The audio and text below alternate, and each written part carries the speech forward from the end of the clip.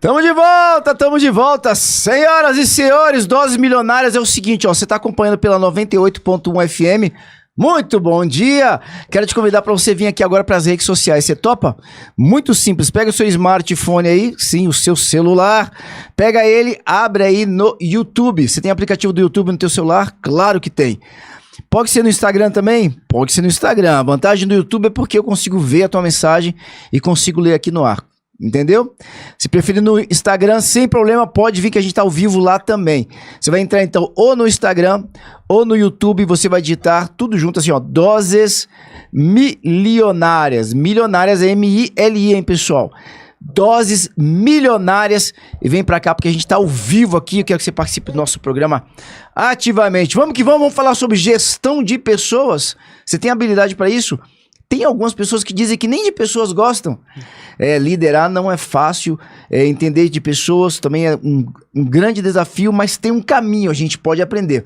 Vamos aprender com quem sabe de verdade? Senhoras e senhores, ela que é proprietária da Clima Gestão, nossa querida amiga, Marina Moreira, seja muito bem-vinda, gostei muito das unhas. Gostou? Diferente? Agora que o ano começa, né? Tem que inovar.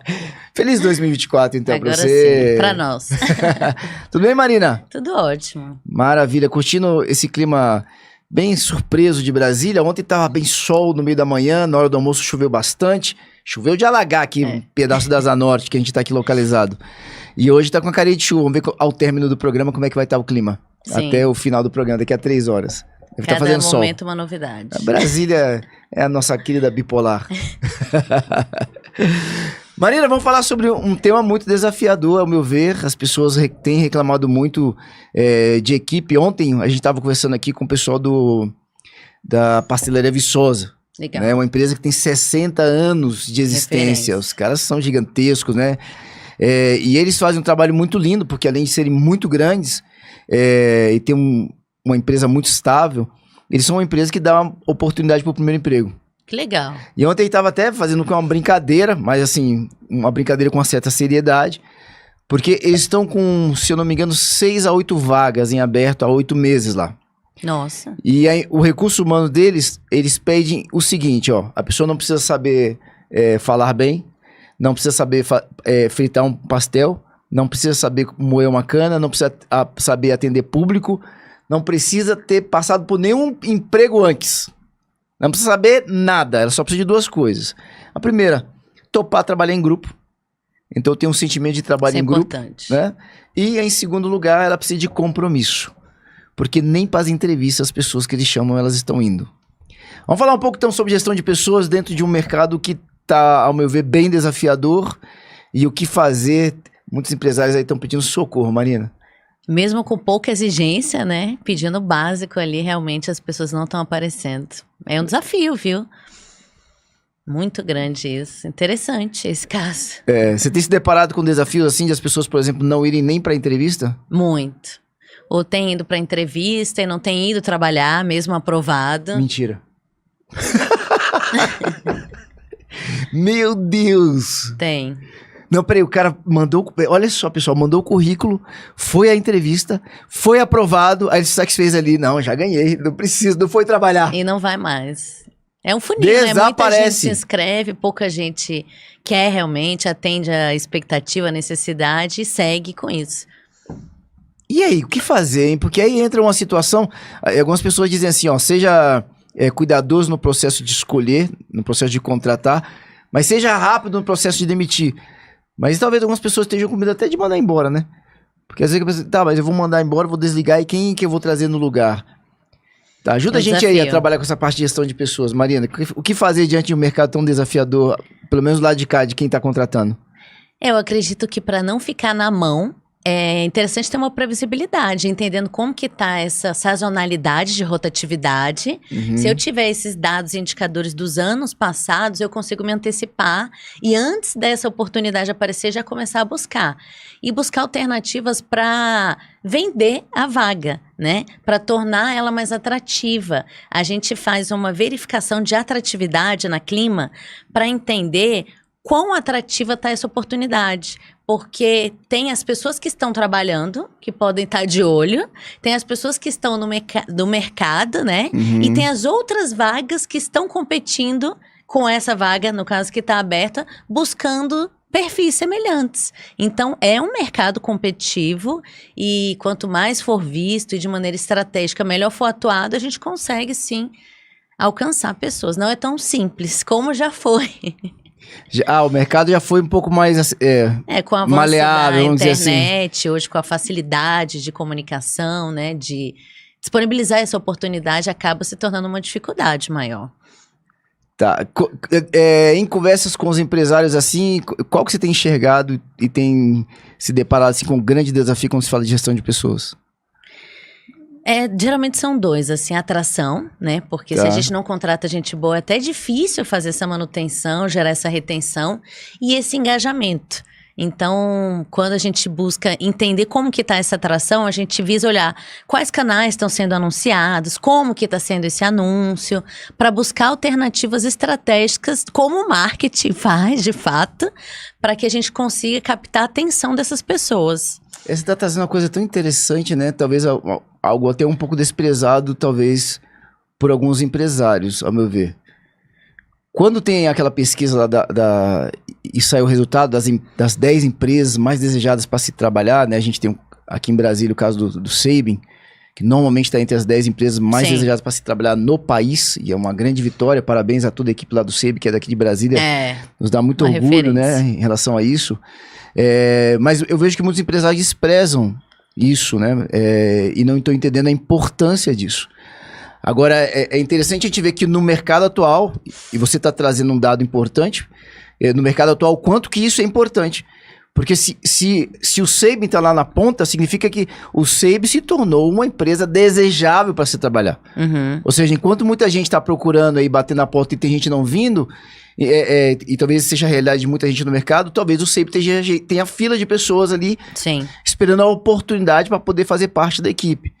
E aí se trouxe uma fala tão interessante, porque talvez, por exemplo, uma empresa X, ela seja até uma empresa interessante, mas está faltando se vender para a equipe que vai estar trabalhando internamente nela. É isso, né? Exatamente ontem, eu estava até mostrando para um cliente, porque ele estava com essa dificuldade de atrair, né, mais pessoas. As pessoas iam, mas não era a quantidade que ele gostaria. E aí eu mostrei para ele a página de Employer Branding do Rock in Rio, porque o Rock in Rio é um show específico em uma data, e por que ele alcançaria pessoas que sairiam do seu emprego para atuar especificamente nesse evento? Porque esse contrato temporariamente. Temporariamente, então acaba não sendo tão atrativo. E aí eles fizeram uma página de captação para que vendendo justamente essa atuação para que a pessoa faça parte de um momento inesquecível, que vai transformar a vida dela. E aí nessa página, antes da pessoa se cadastrar, tem as pessoas que já trabalharam dando depoimento, tem vídeo dessas pessoas falando quanto que é bom dos shows, da interação, do network e tudo aquilo que muitas vezes não está no anúncio e a pessoa tem a ganhar. Interessante, né? Olha que espetáculo isso daí, hein? Eu imagino que quando uma pessoa faz isso, algumas pessoas possam pensar, pô, meio que exagero. E alguns vão pensar assim, mas Rock in Rio é muito grande. Que aí eu acho que tá o grande erro do pequeno e do médio empresário. Mas a gente entender também que na hora que ele coloca ali uma divulgação nessa proporção para contratação, tudo aquilo que é venda para ele deve ser interessante, porque ele tem 2 públicos, né, o Rock in Rio, ou até 3, eu diria 3, vamos lá, ou até 4 agora, né, porque ele tem a equipe para poder trabalhar, ele transformou em um público. Sim. Tem o pessoal que vai aos shows, os artistas, né, tem as bandas que desejam participar, querem ser parceiros ali, tudo bem que elas vão ser pagas, mas elas querem fazer parte dessa parceria e vão colocar nas suas agendas de planejamento anual, né, elas são cobiçadas pelo mundo inteiro. E tem os anunciantes. Os patrocinadores. Porque os patrocinadores são o que sustentam o negócio para valer, né? Normalmente mais do que os ingressos. Sim. Então, no momento que ele foca um desses nichos aqui, a gente tá falando de 4, que a gente tá conseguindo enxergar de imediato, é interessante porque ele acaba falando com todo mundo. Exatamente. E quando eu trabalho essa divulgação, então, para eu poder trazer pessoas para o meu público interno, eu também atraio anunciante, né? Interessante isso. Sim. Muito legal. E vira um case, a gente tá falando dele aqui, não é de graça. É. Ele Muito ganhou esse interessante, espaço porque aqui. realmente muita gente poderia ver como um desafio pela quantidade e por ser um trabalho temporário. É muita gente, né? Muita gente. Muita gente. É. Porque ali eu acho que é quase uma semana, não sei. É, ainda não fui, mas acho bem interessante a estratégia. Acho que muitas empresas estão aderindo e talvez faça sentido entender como que está essa captação, essa atração, né? Para que a gente consiga converter mais.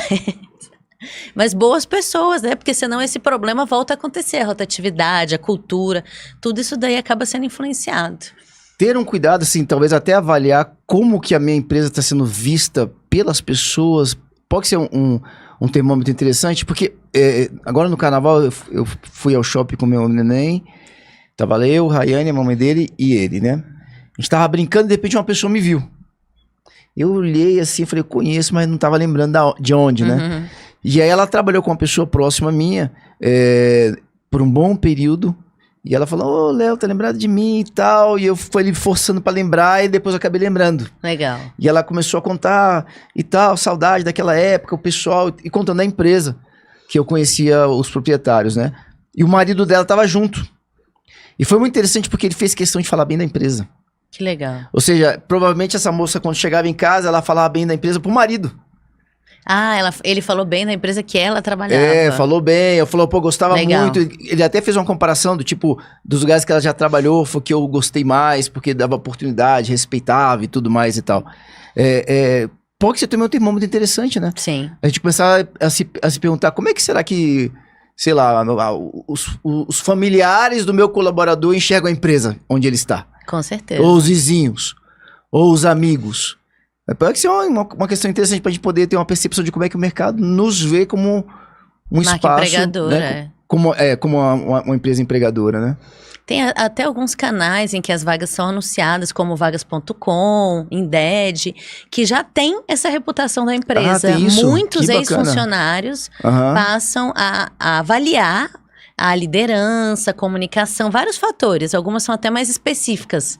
E aí, os bons candidatos, né, os bons profissionais, de fato, acabam olhando ali essa reputação para entender onde que faz sentido ele investir o tempo dele. Não, e hoje está muito claro, né? As pessoas elas querem fazer parte de algo que faça algum sentido e eles querem um nível de respeito e tudo mais. Quando você entra numa empresa e você faz a questão da avaliação, até aquela avaliação 360, por exemplo, você vai para... você consegue oferecer para o proprietário essa visão de como é que a empresa dele está aos olhos do colaborador? Sim. Como é que a liderança dele tá Sim. e tudo mais? Clima organizacional e quanto que ela tá alinhada à cultura que ele busca, né? Porque a gente busca primeiro entender quais são os processos que já tem, né? Atração, seleção, desenvolvimento e diante disso os desafios. E aí a gente vai mapeando o que é uma prioridade para implementar esses processos, porque um depende muito do outro. Não adianta eu só atrair, selecionar super bem, contratar, se eu não tenho um bom onboarding. E aí depois disso eu não tenho um bom desenvolvimento, uma boa retenção ou um crescimento. O cara entra, mas não fica. O cara entra. Então, tudo isso precisa ser muito bem avaliado para que a gente consiga trazer em todo esse processo, desde o início ao fim, melhoria e um processo que seja bom para as duas partes, né? Para que a gente consiga ter bons resultados. Me conta um pouquinho aqui, quando você vai para ter essa visão, então vamos lá, vamos entender quanto que a empresa está sendo vista pelos meus colaboradores. Porque se dentro de casa estão falando mal da gente, na rua é lógico que isso vai ecoar. Sim. Vamos ver se a gente é atraente, que foi um dos desafios que você trouxe aqui claramente. E aí estamos tocando um assunto que eu nunca tinha ouvido falar, hein? Eu nunca vi pessoas falarem sobre o que a gente está falando aqui agora, desse jeito. Vamos lá. Eu vou, então, fazer uma avaliação da minha própria empresa. Aí você entra com essa pesquisa.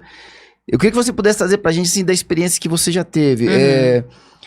Se você já teve, se o proprietário, o CEO, a liderança, já foi surpreendida pelos resultados de uma pesquisa dessa, e que tipo de atitude que se tem muitas vezes para poder mudar esse sentimento interno que se tem a respeito da empresa, ou essa visão, ou essa perspectiva, o que fazer? E me fala um pouquinho como é que é feito essa pesquisa, como é que é aplicado esse teste, por gentileza. Claro, quando a gente vai falar de atratividade, digamos que o desafio seja as pessoas aparecerem, né? A gente trouxe até um caso que a vaga está aberta desde outubro do ano passado, muito tempo. Aí a gente busca entender o que está impedindo.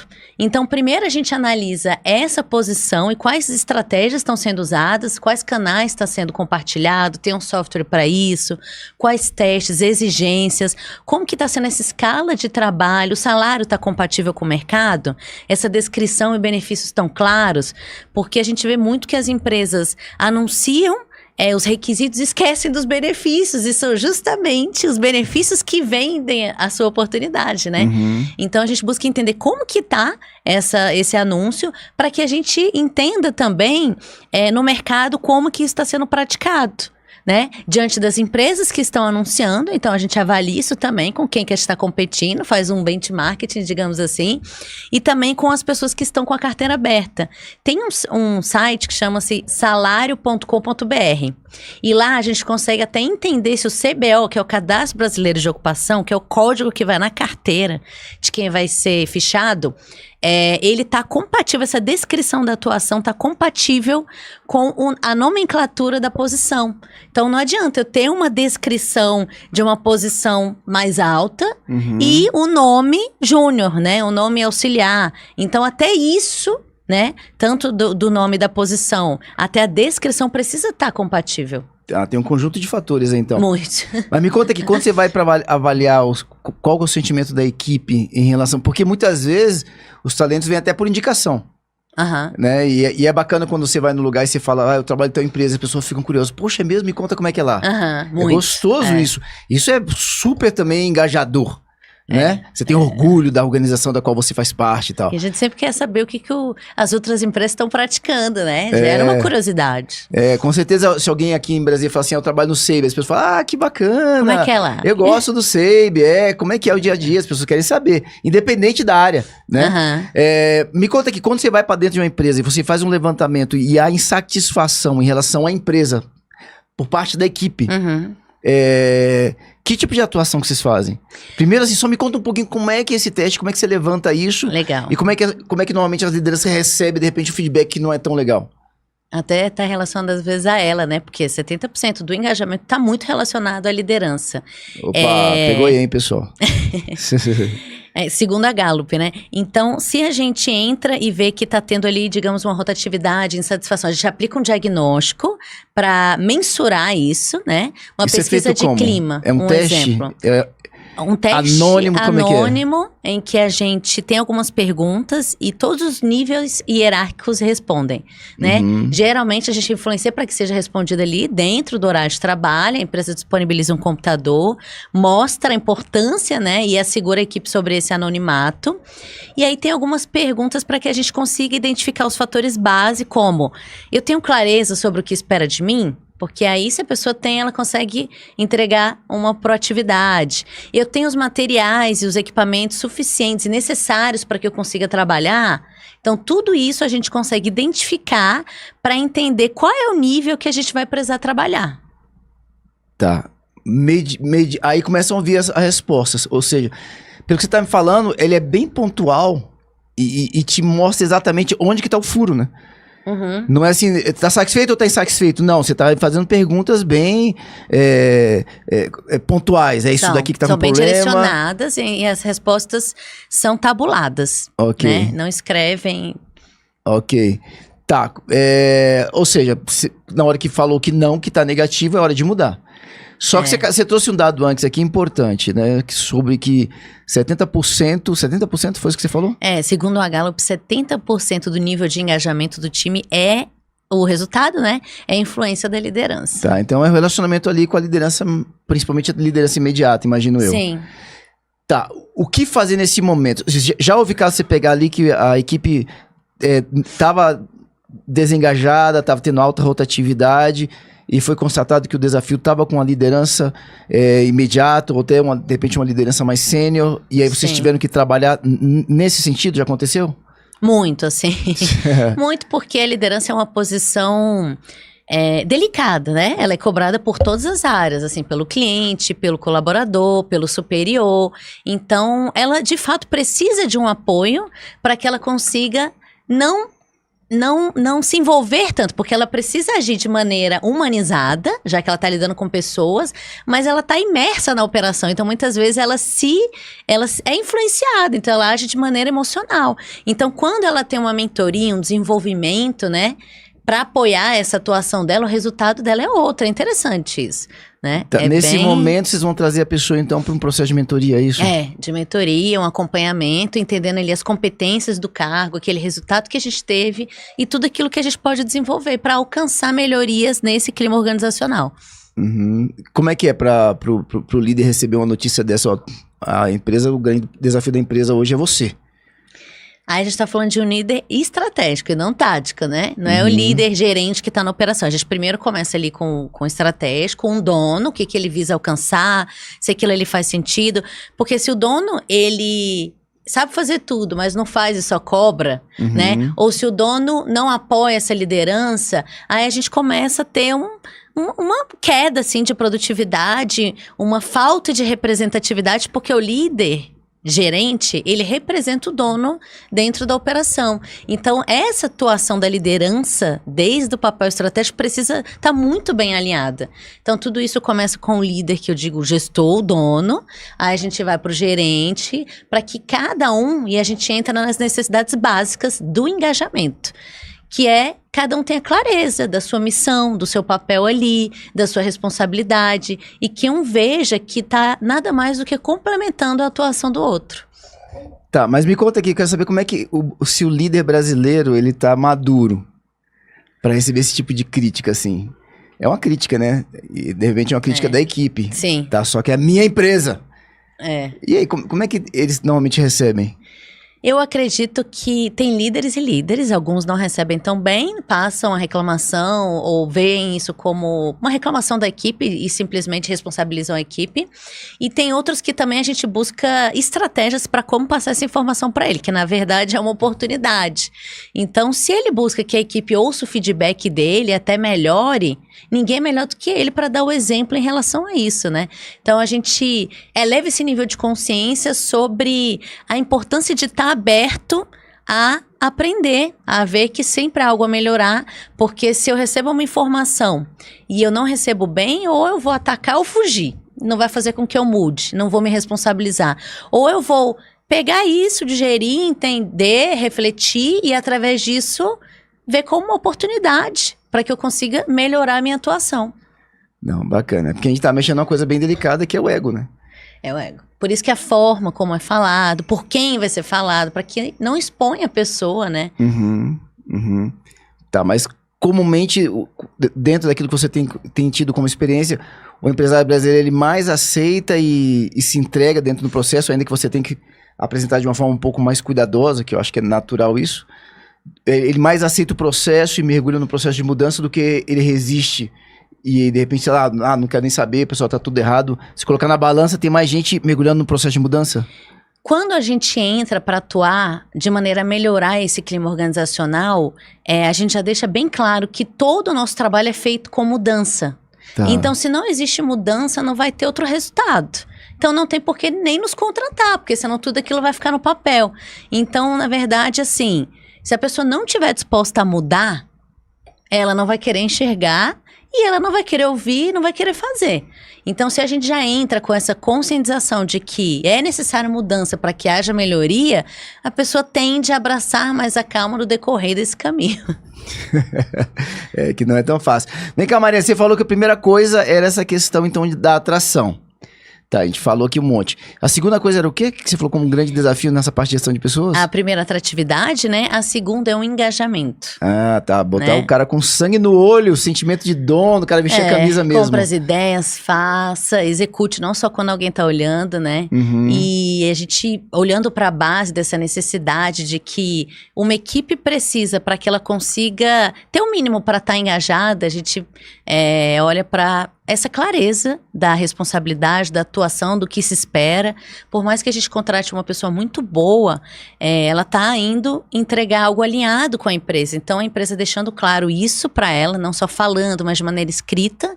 Isso daí eleva a proatividade e também entender como que está essa questão de equipamento, insumo e materiais de trabalho para que ela consiga executar isso na prática. E muitas vezes a pessoa não fala. Então, entender isso é fazer com que a gente consiga investir em novos e melhores materiais para que essa produtividade aumente. Ainda existe lideranças que trazem um certo medo para sua equipe? É comum ainda isso? Porque quando você fala assim, sei lá, o cara tem um equipamento que não responde. Né? Por que isso não se fala? Né? Minha pergunta é essa. Por que não existe um diálogo? Eu preciso de um copo para servir água para o meu cliente. Eu não tenho copo. Você parece ser tão evidente, né? Eu não tenho computador. E eu não falo, né? E isso é porque tem medo ou você acredita que haja ruído de comunicação, o telefone sem fio, ou a comunicação não chega na pessoa certa? Como é que você vê isso? Eu vejo isso que, na verdade, muitas vezes é reflexo da falta de vulnerabilidade do líder. Quando a gente tem um líder muito perfeito, que não erra, que ele tá sempre ali cobrando, e ele busca ser esse líder perfeito, de fato, ele gera nas pessoas essa vontade de não querer errar, de não demonstrar erro, de ter medo de até mesmo pedir algo que muitas vezes pode não ser aceito. Então, ser líder é demonstrar que também é um ser humano, que nem sempre está feliz e que pode aprender.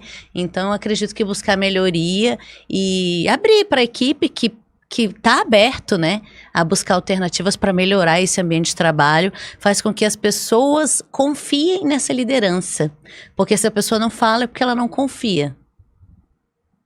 Tá, a vulnerabilidade está associada também a um ambiente de segurança e de confiança, então. Gera uma confiança na equipe, né? Eu sei que eu estou lidando ali com um ser humano e que ele também está aprendendo, está em evolução, né? Não é porque é um cargo superior que é melhor do que eu, ele está aqui para me apoiar e eu confio nele. Por isso que eu vou pedir uma ajuda. Ou seja, a gente voltou os 2 pontos principais, ao meu ver, tá na liderança. É um grande desafio pra gente, então, os líderes se capacitarem. Tem que ter essa busca mesmo, essa sede. E ter a equipe completa, assim, né? Porque quando a equipe, ele atua como líder, se ele tiver a equipe completa, ele vai ter menos tempo para operar e mais tempo para desenvolver. Ah, tá ok. Isso é muito importante, tá okay. Sabe? Tem o líder que executa, é importante que ele saiba. Mas será que ele precisa saber tudo? Ou ele precisa estar ali incentivando a equipe a ter melhores resultados? Muito bom, muito bom. Pessoal, tem muita coisa pra gente poder aprender, muita coisa. Eu gostei muito de ter conversado, tocamos em assuntos aqui incomuns quando a gente fala sobre gestão de pessoas, muito bom, e essa parte de atratividade é muito legal pra gente poder refletir sobre isso. Parabéns ao pessoal do Rock in Rio, ganharam aí um pedacinho do nosso espaço aqui. Não foi de graça. E o Seib também, e a própria Pastelaria Viçosa, que é um lugar que as pessoas, quando falam, o pessoal quer trabalhar lá, porque tem gente que trabalha lá. Olha só que interessante, tem gente trabalhando lá com 25 anos de empresa. Gente que se aposenta pela Viçosa. Olha que espetáculo. Legal. Filhinha, vamos deixar teus contatos aqui. Vamos aprender com quem sabe de verdade. Vamos abrir aqui os contatos para vocês falarem com a Marina Moreira. Marina, quem quiser falar com você, como é que faz, filha? Quer saber como está a atratividade da sua empresa? O que pode melhorar para aumentar essa retenção de talentos? Acesse o site da Clima, www.climagestão.com.br. Tem um formuláriozinho lá em que você pode estar solicitando esse contato e vai ser um enorme prazer poder contribuir. Muito bem. Pegou aí, pessoal? Clima Gestão lá no Instagram ou marina.moreira. 2 azinhos depois do Moreira. Tudo junto. Vamos pro intervalo? Olha, Poliana Andrade vem logo da sequência aqui com o tema Gestão Estratégica Descomplicada.